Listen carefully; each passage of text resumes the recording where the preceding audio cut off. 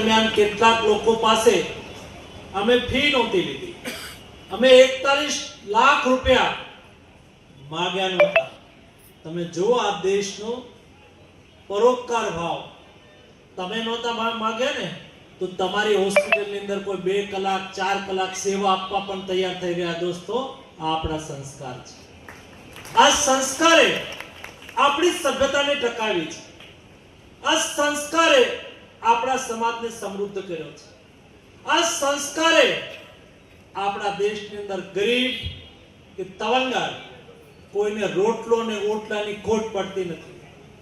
આપણા સંસ્કારના હિસાબે આવા ધાર્મિક અને સંસ્કારથી ચાલતા કાર્યો ચાલે છે, જેમાં શિક્ષણ કાર્ય હોય, જેમાં જોતા હતા ઓડી ગાડી લઈને ફૂડ પેકેટની લાઈનની અંદર લોકો ઉભા રહી ગયા હતા.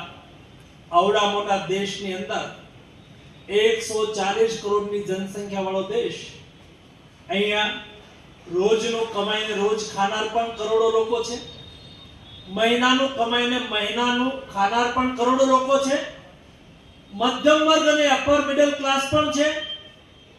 દોસ્તો, આ દેશની અંદર જેનાથી જેટલું થાય એટલું કર્યું, સરકારથી થાય એટલું સરકારે કર્યું, મહાજનોથી થાય એટલું મહાજનોએ કર્યું, એનજીઓ થી થઈ શકે એટલું એનજીઓ એ કર્યું, શૈક્ષિક સંસ્થાઓએ કર્યું, અને આપણે બધાય લોકોએ પાડોશની અંદર કોઈ ભૂખ્યું નથી સૂતું ને એનું ધ્યાન રાખ્યું. દોસ્તો, આ દેશ બચી ગયો.